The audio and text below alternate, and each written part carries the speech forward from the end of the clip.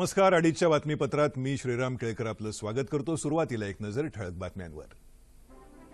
उत्तर प्रदेशातील राजकीय नाट्य संपुष्टात. अखिलेश यादव आणि राम गोपाल यादव यांचं निलंबन पक्षाकडून रद्द. एटीएम मधून पैसे काढण्याची मर्यादा उद्यापासून दररोज 4,500 रुपये, मात्र आठवड्याची मर्यादा 24,000 कायम. बँक नोट अध्यादेशाला राष्ट्रपतींनी दिली मंजुरी. 31 मार्च नंतर बाद नोटा बाळगल्यास होणार दंड. विमुद्रीकरणाच्या मुदतीनंतर पुढील दिशा आणि उपाययोजनांबाबत पंतप्रधान नरेंद्र मोदी आज रात्री करणार देशाला उद्देशून भाषण. देशभरात झालेल्या उच्च मूल्याच्या संशयास्पद व्यवहारांप्रकरणी सक्तवसुली संचालनालयाकडून सहकारी बँकांची चौकशी सुरू. माजी केंद्रीय मंत्री बाळासाहेब विखे पाटील अनंतात विलीन. राज्यातल्या प्रत्येक जिल्हास्तरीय क्रीडा संकुलाच्या उभारणीसाठी निधी वितरणाला सुरुवात. आणि पहिल्या पश्चिम आशियाई बुद्धिबळ स्पर्धेत 3 सुवर्ण पदकं पटकावत मुंबईच्या कुश भगतनं रचला इतिहास. आणि आता बातम्या विस्तारानं. मतभेद, कलगीतुरा, परस्पर भूमिका आणि राजकीय शक्ती प्रदर्शन या पार्श्वभूमीवर समाजवादी पक्षाचे सर्वेसर्वा मुलायम सिंह यादव यांनी पुत्र आणि उत्तर प्रदेशचे मुख्यमंत्री अखिलेश यादव आणि त्यांचे कट्टर समर्थक राम गोपाल यादव यांचं पक्ष निलंबन मागे घेतल्यानं या राजकीय नाट्यावर अखेर पडदा पडला आहे. पक्षात पडलेली उभी फूट या निर्णयामुळे टळली आहे. अखिलेश यादव आणि राम गोपाल यादव यांचं काल पक्षातून निलंबन करण्यात आल्यावर दोन्ही पक्षांकडून राजकीय शक्ती प्रदर्शनाला सुरुवात झाली. अखिलेश यादव यांनी बोलावलेल्या बैठकीला तब्बल 229 आमदार उपस्थित होते, तर मुलायम सिंह यादव यांना सुमारे 34 आमदारांचा पाठिंबा होता. या पार्श्वभूमीवर जनता दलाचे नेते लालू प्रसाद यादव यांनी मध्यस्थी करत अखिलेश आणि मुलायम सिंह यांच्याशी दूरध्वनीवरून चर्चा करत समेट करण्याचं आवाहन केलं. त्यानंतर अखिलेश आणि राम गोपाल यादव यांनी काही वेळापूर्वी मुलायम सिंह यादव यांची त्यांच्या लखनौ निवासस्थानी भेट घेतली. बैठकीनंतर या दोघांचं निलंबन मागे घेण्यात आल्याची घोषणा करण्यात आली.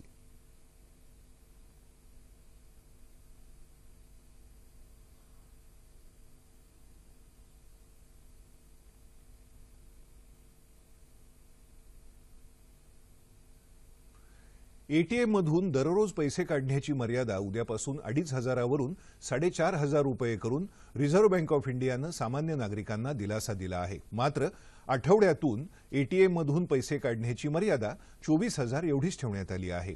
लघुउद्योजकांसाठी मात्र ही मर्यादा आधीच 50,000 रुपये आहे. विमुद्रीकरणाची घोषणा झाली तेव्हापासून एटीएम मधून पैसे काढण्यावर मर्यादा घालण्यात आली होती.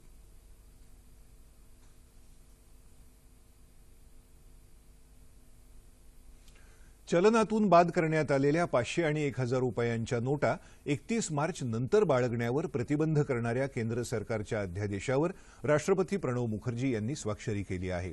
या अध्यादेशानुसार 31 मार्च नंतर हे चलन बाळगणाऱ्याला 10,000 रुपये दंड किंवा जप्त करण्यात आलेल्या रोख रकमेच्या 5 पट यापैकी जी रक्कम जास्त असेल ती दंड म्हणून वसूल केली जाईल. याशिवाय ठराविक काळात जुन्या नोटा बदलू न शकणाऱ्यांनाही संधी देण्यात आली आहे. 9 नोव्हेंबरपासून 30 डिसेंबरपर्यंत परदेशी असलेल्या भारतीय नागरिकांना असं चलन 31 मार्चपर्यंत रिझर्व्ह बँक ऑफ इंडियाच्या विशिष्ट शाखांमध्ये भरता येईल. अनिवासी भारतीयांना हीच कालमर्यादा 30 जूनपर्यंत राहणार आहे. खोटी माहिती दिल्यास या अध्यादेशानुसार 50,000 किंवा घोषित रकमेच्या 5 पट रक्कम यापैकी जास्त असलेली रक्कम दंड आकारला जाणार आहे. पंतप्रधान नरेंद्र मोदी आज संध्याकाळी देशाला संबोधित करणार आहेत. विमुद्रीकरणाचा 50 दिवसांचा कालावधी संपल्यानंतर सरकार यापुढे कोणती पावलं उचलणार आहे याबाबत ते या भाषणात बोलणार असल्याची अपेक्षा आहे. याआधी पंतप्रधान नरेंद्र मोदी यांनी 8 नोव्हेंबरला देशाला संबोधित करताना विमुद्रीकरणाची घोषणा केली होती. ही घोषणा करताना त्यांनी 500 आणि 1,000 रुपयांच्या नोटा चलनातून बाद करतानाच त्या बँकेत जमा करण्याची 30 डिसेंबरपर्यंतची 50 दिवसांची मुदत दिली होती. ती मुदत काल संपली असून त्या पार्श्वभूमीवर ते आज नागरिकांशी संवाद साधणार आहेत. सुलभ डिजिटल व्यवहारासाठी भीम या नव्या मोबाईल ॲपचा पंतप्रधान नरेंद्र मोदी यांनी काल नवी दिल्लीत शुभारंभ केला। हे ॲप म्हणजे भारतरत्न डॉक्टर बाबासाहेब आंबेडकर यांना आदरांजली असल्याचं पंतप्रधानांनी तालकटोरा स्टेडियममध्ये डिजिधन मेळाव्यात बोलताना सांगितलं। सर्व व्यवहार भीम ॲपद्वारे होतील असा विश्वास त्यांनी व्यक्त केला। इंटरनेटशिवाय चालणारे हे ॲप वापरासाठी सुलभ असून जनतेसाठी उपयुक्त आहे। हे ॲप म्हणजे 2017 या नववर्षाची भेट असल्याचं पंतप्रधान म्हणाले। आप ही का अंगूठा आपकी पहचान, आप ही का अंगूठा आपका कारोबार। कितना बड़ा रिवॉल्यूशन आ रहा है और 2 सप्ताह के बाद ये व्यवस्था जब आरंभ होगी, मैं बहुत साफ देख रहा हूं, ये भीम दुनिया के लिए सबसे बड़ा अजूबा होगा।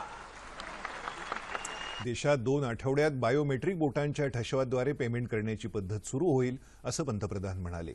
रोख रकमेचा वापर कमी करण्यासाठी प्रोत्साहन मिळावं म्हणून नागरिकांनी येत्या 1 जानेवारीपासून दररोज किमान 5 डिजिटल व्यवहार करावेत असं आवाहनही पंतप्रधानांनी यावेळी केलं। देशभरात गेल्या काही दिवसात झालेल्या उच्च मूल्याच्या संशयास्पद व्यवहारांची सक्तवसुली संचालनालय चौकशी करत आहे। यात मुंबईतल्या 12हून अधिक सहकारी बँकांमध्ये जमा झालेल्या 1596 कोटी रुपयांच्या जुन्या नोटांचा समावेश आहे। तसंच अलाहाबादमध्ये उघडण्यात आलेल्या 205 नव्या बँक खात्यांमध्ये सापडलेल्या जुन्या नोटांचाही समावेश आहे। 8 नोव्हेंबरपासून सक्तवसुली संचालनालयानं मनी लॉन्ड्रिंग प्रतिबंधक कायद्याअंतर्गत 26 फौजदारी गुन्हे दाखल केले असून 18 जणांना अटक करण्यात आली आहे। बँकांमध्ये मोठ्या प्रमाणावर रोकड जमा केलेल्या काही आघाडीच्या 80 सराफांची चौकशीही संचालनालय करत आहे अशी माहिती सूत्रांनी दिली आहे। याखेरीज 10 लाखांहून अधिक रक्कम जमा झालेली 35 जनधन खातीही संचालनालयानं शोधून काढली आहेत।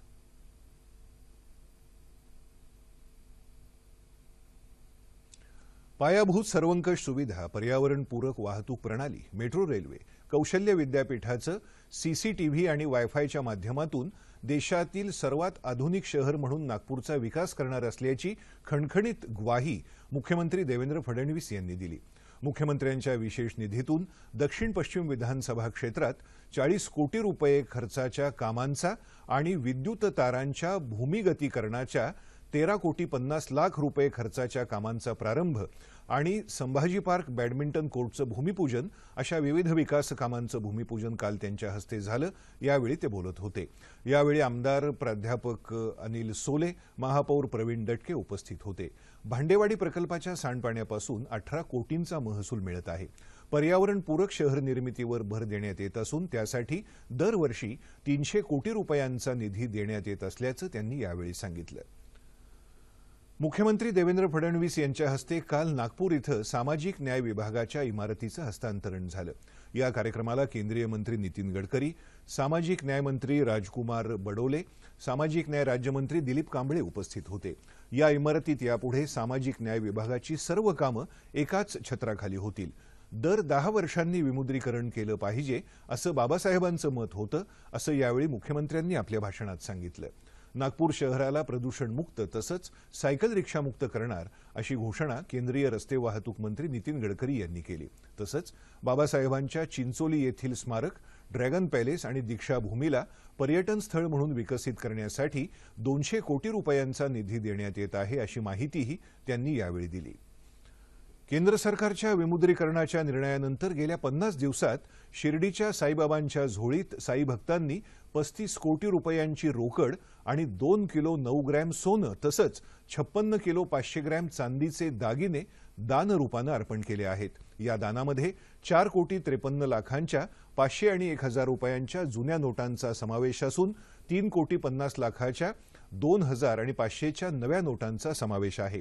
विशेष म्हणजे पंतप्रधानांच्या कॅशलेस व्यवहार करण्याच्या आवाहनाला प्रतिसाद देत साई भक्तांनी भरभरून दान केलं आहे। त्यात डेबिट कार्डद्वारे 2 कोटी 62 लाख तर धनादेश आणि डिमांड ड्राफ्टद्वारे 3 कोटी 96 लाख तसंच ऑनलाईन पद्धतीनं देशी विदेशी चलनाच्या स्वरूपात 5,25,000 तर भारतीय चलनात 1 कोटी 96 लाख रुपये दानपेटीत जमा झाले आहेत। हुंडीद्वारे 18,96,00,000 आणि नजीकच्या डोनेशन काळामध्ये काउंटरवर 4,25,00,000 रुपयांची देणगी संस्थांना मिळाली आहे. भरभरून मदत आम्हाला त्या ठिकाणी आमच्या झोळीत बाबांच्या झोळीमध्ये पैसे टाकलेत. साधारणतः 35 कोटीचं त्या ठिकाणी दान केले. त्यामध्ये नव्या जुन्या नोटा मिळून जवळजवळ 35 कोटी रुपये आमच्या झोळीमध्ये बाबांच्या झोळीत जमा झालेत. त्याचबरोबर या ठिकाणी जवळजवळ 2 किलो 900 ग्रॅम सोनंही जमा झालं. तद्वतच 56 किलो 500 ग्रॅम चांदी जमा झाली. अंधश्रद्धा निर्मूलन समितीतर्फे साजरा होत असलेल्या व्यसनविरोधी पंधरवड्यादरम्यान काल लातूरात व्यसनविरोधी रॅली काढण्यात आली. यावेळी व्यसन न करता नव्या वर्षाचं स्वागत करण्याचं आवाहन करण्यात आलं. राजर्षी शाहू महाविद्यालयातून व्यसनविरोधी मशाल पेटवून सुरुवात झाली. व्यसनाधीनता आणि अंधश्रद्धा यामुळे मानवाचा कसा विनाश होतो याची माहिती यावेळी देण्यात आली. तसंच तरुणांना व्यसनविरोधी शपथ देण्यात आली.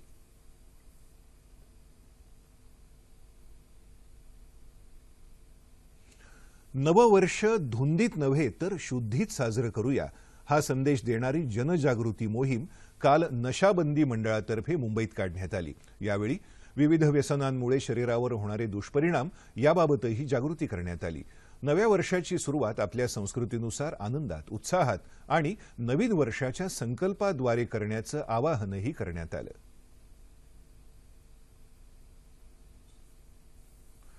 भूमिहीनांना शासकीय जमिनीचं वाटप करण्यात यावं, महिला स्वयंसहाय्यता बचत गटांना 50% अनुदानावर कर्ज द्यावं, अॅट्रॉसिटी कायद्याची प्रभावी अंमलबजावणी करावी या प्रमुख मागण्यांसाठी वाशिम इथं काल बहुजन क्रांती मोर्चा काढण्यात आला. जुन्या जिल्हा परिषदेच्या मैदानावरून सुरू झालेला हा मोर्चा पाटणी चौक, शिवाजी चौक, अकोला नाकामार्गे जिल्हाधिकारी कार्यालयावर नेण्यात आला. यावेळी बहुजन क्रांती मोर्चा संयोजन समितीनं जिल्हाधिकाऱ्यांना मागण्यांचं निवेदन सादर केलं. या मोर्चात जिल्ह्यातील बहुजन नागरिक आणि महिला मोठ्या संख्येनं सहभागी झाले होते. सुखदुःखाच्या क्षणी संगीताच्या साथीनंच माणूस नवी ऊर्जा प्राप्त करतो. म्हणून संगीताला जीवनात अनन्यसाधारण महत्त्व आहे असे उद्गार ज्येष्ठ पार्श्वगायिका अनुराधा पौडवाल यांनी काढले. कोल्हापुरात काल डॉक्टर डी.वाय. पाटील विद्यापीठाच्या वतीनं आयोजित दीक्षांत समारंभात त्या बोलत होत्या. यावेळी राजस्थान विद्यापीठाचे कुलगुरू डॉक्टर माणिकराव साळुंखे, डी.वाय. पाटील विद्यापीठाचे कुलपती डॉक्टर विजय भटकर, माजी राज्यपाल डॉक्टर डी.वाय. पाटील तसंच खासदार सतेज पाटील उपस्थित होते. बॉलिवूडचे आणि इतर तऱ्हेचे जे अवॉर्ड्स आहेत त्याच्यापेक्षा खूपच निराळा आहे. आणि आज ज्या वेळेला मी म्हणजे आयुष्यामध्ये इतका मोठा लांबचा प्रवास करून ज्या वेळेला सोशल वर्कमध्ये देखील मी पदार्पण केलेलं आहे, तर मला आज असं वाटतं की ही मला माझ्या peak of the career as a playback सिंगरमध्ये न मिळता ज्यावेळेला मी सोशल सर्व्हिसमध्ये उतरले आणि ज्यावेळेला मी मातीची जी लेकरं आहेत त्यांची सेवा केल्यानंतर हा अवॉर्ड दिला गेला आहे, त्याचं फार मोठं मला असं वाटतं की त्याचं फार मोठं इम्पॉर्टन्स आहे. And very grateful. विद्यार्थ्यांनी पदवीनंतर न थांबता उच्च शिक्षणाच्या संधी घेऊन स्पर्धेच्या जगात स्वतःला सिद्ध करावं असं आवाहन कुलपती विजय भटकर यांनी केलं. यावेळी स्नातकांना पदवी प्रदान करण्यात आली.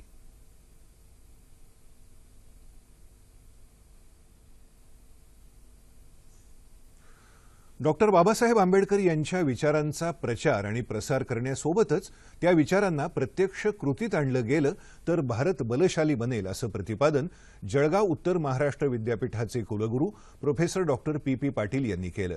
डॉक्टर बाबासाहेब आंबेडकर यांच्या शतकोत्तर रौप्य महोत्सव जयंतीनिमित्त शहादा इथं डॉक्टर बाबासाहेबांच्या विचारांवर आधारित क्रांती सूर्य या अभिवादन ग्रंथाच्या प्रकाशन प्रसंगी ते बोलत होते. समाज माझा मी समाजाचा, देश माझा मी देशाचा या भावनेनं डॉक्टर बाबासाहेब प्रेरित राहिल्यानं समाजाचा खरा विकास झाला. या ग्रंथाच्या निमित्तानं त्यांचे हे विचार जनतेसमोर जाणार आहेत असं पाटील म्हणाले. यावेळी वनश्री पुरस्कारप्राप्त मोतीलाल पाटील, जिल्हाधिकारी मल्लीनाथ कलशेट्टी, पुणे विद्यापीठाचे अधिष्ठाता प्रोफेसर डॉक्टर मनोहर जाधव उपस्थित होते. पुण्यात दृष्टी स्त्री अध्ययन प्रबोधक केंद्र यांच्या वतीनं निर्णय प्रक्रियेत महिला या विशेषांकाचा प्रकाशन सोहळा काल पार पडला. या कार्यक्रमाला अंजली देशपांडे, मनीषा खळदकर, प्रदीप भार्गव आणि प्राज कंपनीच्या अध्यक्षा परिमल चौधरी उपस्थित होत्या. राजकारण वगळता इतर क्षेत्रात स्त्रिया निर्णय प्रक्रियेत आघाडीवर आहेत. तसंच महिला सकारात्मक दृष्टीनं पुढे जात असून त्यांनी स्वतःचं स्थान निर्माण केलं आहे असं मत यावेळी परिमल चौधरी यांनी मांडलं.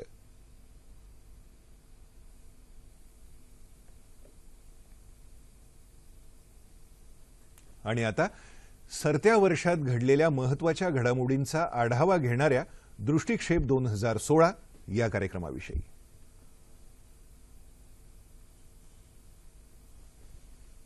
या सरत्या वर्षातल्या महत्त्वपूर्ण घटनांवर आधारित कार्यक्रम दृष्टिक्षेप. राष्ट्रीय, आंतरराष्ट्रीय आणि राज्यातल्या बातम्यांचा वेध दृष्टिक्षेप 2016.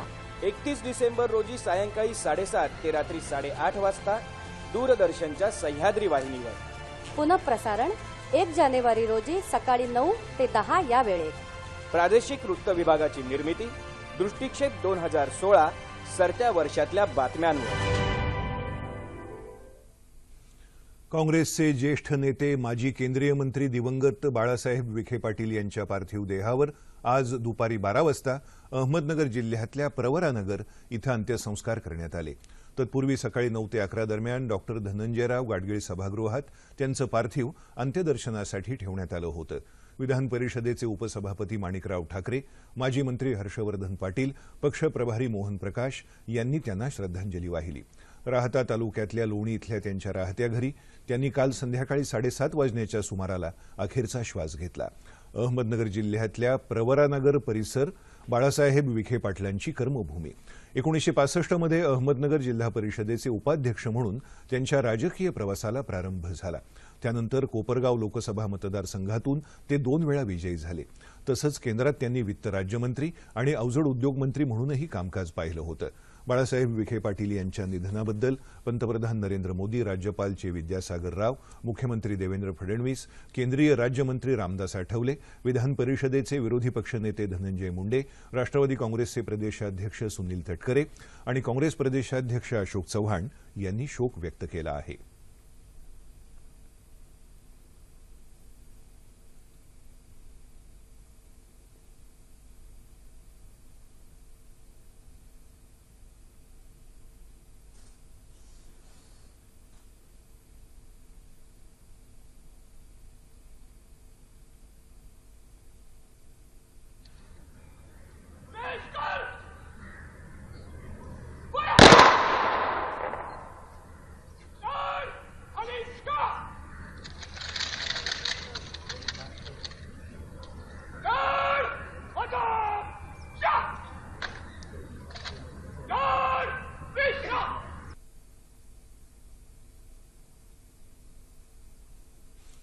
अमरावती जिल्ह्यातल्या लोणी गावाजवळ काल रात्री 2 ट्रकची टक्कर होऊन झालेल्या अपघातात 3 जण ठार आणि 1 जण गंभीर जखमी झाला.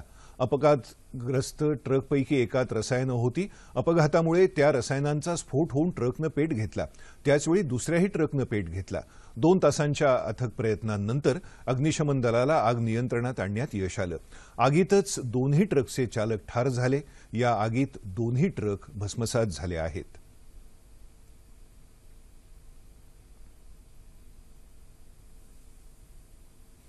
अकोला जिल्ह्यातल्या एमआयडीसी परिसरात असलेल्या एका केमिकल फॅक्टरीला आज पहाटे 4 वाजता भीषण आग लागली. या आगीत कोणतीही जीवितहानी झाली नसल्याचं वृत्त आहे. मात्र आगीत कोट्यवधी रुपयांचं नुकसान झालं आहे.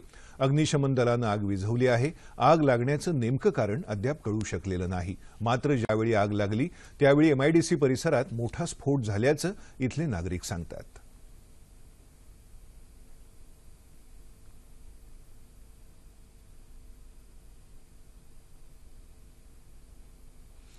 राज्यातल्या प्रत्येक जिल्हास्तरीय क्रीडा संकुलाच्या उभारणीसाठी राज्य सरकारनं प्रारंभी 2 कोटी रुपयांच्या वितरणाला मान्यता दिली आहे. हा निधी प्रत्येक जिल्ह्यातल्या क्रीडा प्रशिक्षण विभागामार्फत वितरित केला जाणार आहे. प्रत्येक संकुलासाठी एकूण 5 कोटी 6 लाख रुपयांच्या निधीला मान्यता देण्यात आली आहे. त्यातील पहिल्या टप्प्यात 2 कोटी रुपयांच्या निधीचं वितरण करण्यात येणार आहे.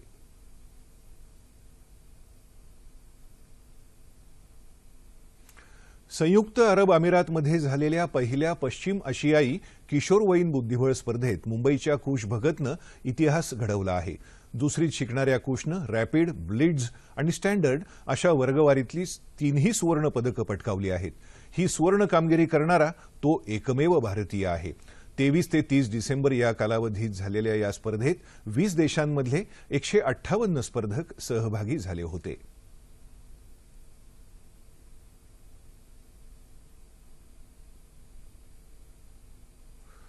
नाशिकजवळ भगोर इथं बलकवडे व्यायामशाळा देशाला उत्तम खेळाडू देण्याचा प्रयत्न करत आहे. कुस्तीपटू गोरखनाथ बलकवडे आणि त्यांच्या पत्नी विजयश्री बलकवडे हे व्यायामशाळेचं काम पाहतात.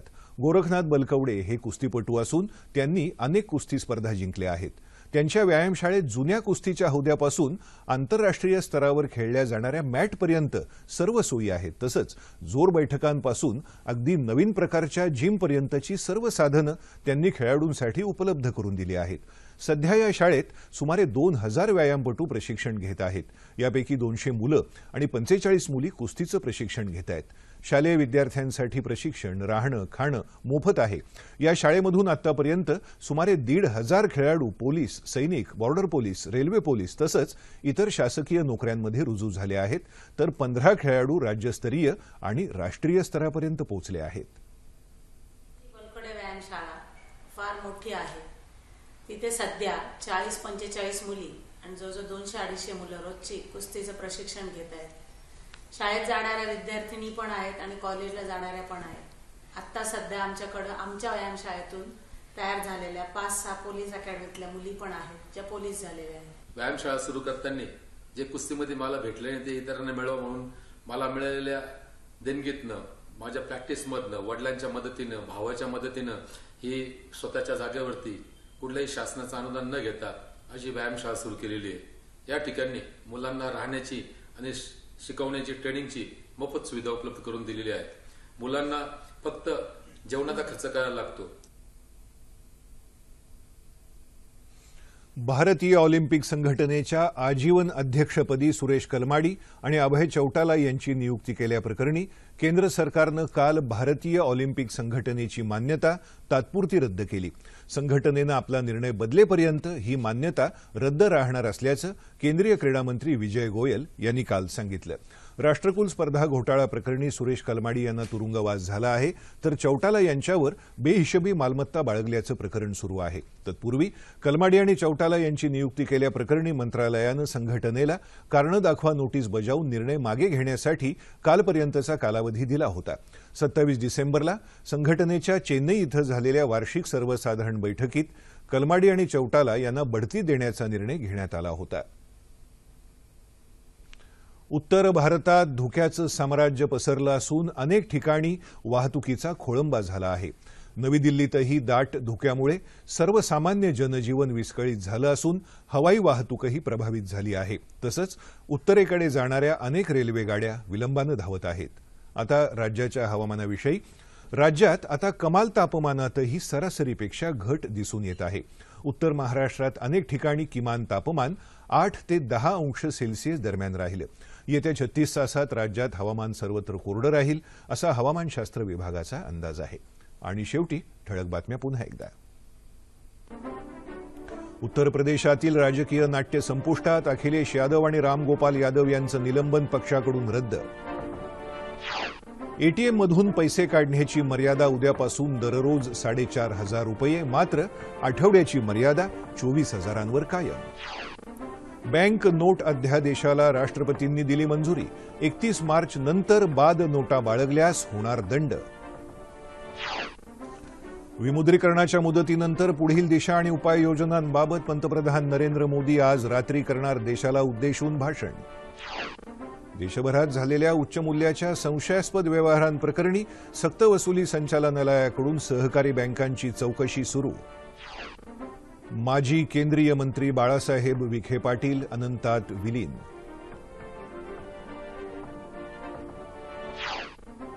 राज्यातल्या प्रत्येक जिल्हास्तरीय क्रीडा संकुलाच्या उभारणीसाठी निधी वितरणाला सुरुवात. आणि पहिल्या पश्चिम आशियाई बुद्धिबळ स्पर्धेत 3 सुवर्णपदकं पटकावत मुंबईच्या कुश भगतनं रचला इतिहास. याबरोबरच हे बातमीपत्र संपलं. पुन्हा भेटूया संध्याकाळी 7 वाजता सह्याद्री वाहिनीवर. नमस्कार.